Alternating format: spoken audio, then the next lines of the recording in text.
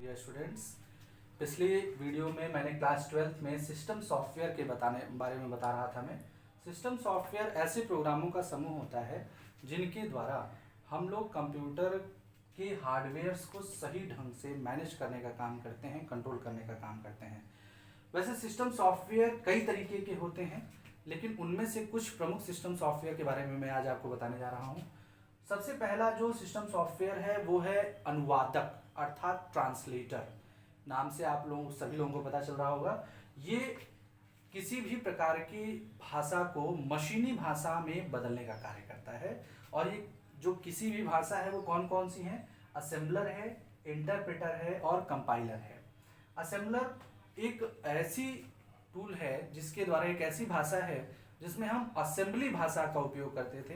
हालांकि आजकल इस भाषा का इस्तेमाल नहीं किया जाता है, लेकिन एक समय असेंबलर के द्वारा हम इस पे काम करते थे। और ये असेंबली भाषा के में लिखे हुए कोड को, प्रोग्रामों को मशीनी भाषा अर्थात 0 तथा 1 में प्रेषित करता था, बदलता था।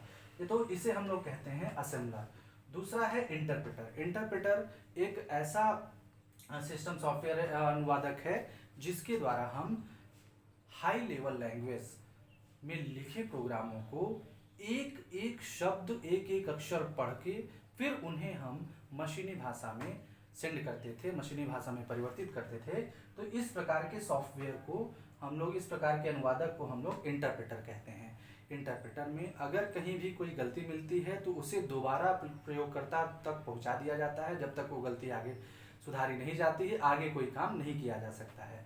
तो इसलिए इसका नाम रखा गया है इंटरप्रेटर। तीसरी जो अनुवादक टूल है वो है कंपाइलर। यह भी हाई लेवल लैंग्वेज अर्थात उच्च स्तरीय भाषा को मशीनी भाषा में बदलने का कार्य करती है। और यह पूरे के पूरे प्रोग्राम को एक साथ पढ़ती है और उन्हें मशीनी भाषा में परिवर्तित कर देती है। अगर कहीं कोई गलती मिलती है तो उसे प्रयोगकर्ता तक पहुंचा दिया जाता है और वो गलती सुधार के दोबारा आप उस पर काम कर सकते हैं। तो इसे हम लोग कहते हैं कंपाइलर अनुवादक, कंपाइलर ट्रांसलेटर। ओके। दूसरी जो चीजें हैं वो है operating system.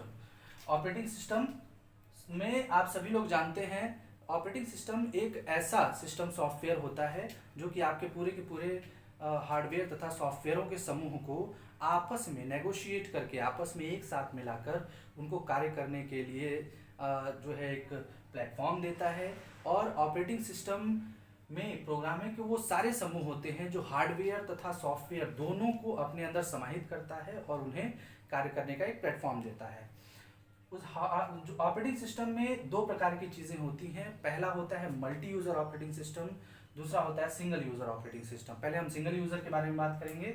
Single user operating system, जैसा कि नाम से आपको पता चल रहा होगा कि इसमें एक समय में एक कंप्यूटर पर एक व्यक्ति ही कार्य कर सकता है। ऐसे ऑपरेटिंग सिस्टम को हम लोग सिंगल यूजर ऑपरेटिंग सिस्टम कहते हैं। दूसरा है मल्टी यूजर ऑपरेटिंग सिस्टम। इस तरीके के ऑपरेटिंग सिस्टम में हम एक समय में एक से ज्यादा लोग, यानी कि मोर देन वन जो मैन होते हैं, जो यूजर होते हैं, वो कंप्यूटर पे काम कर सकते हैं। तो इस तरीके के ऑपरेटिंग सिस्टम को हम लोग कहते हैं multi user operating system. Okay. तीसरा है, अगर आप आगे आते हैं तो इसी में कंप्यूटर सॉफ्टवेयर में डीबीएमएस होता है। डीबीएमएस का पूरा नाम होता है डाटाबेस मैनेजमेंट सिस्टम।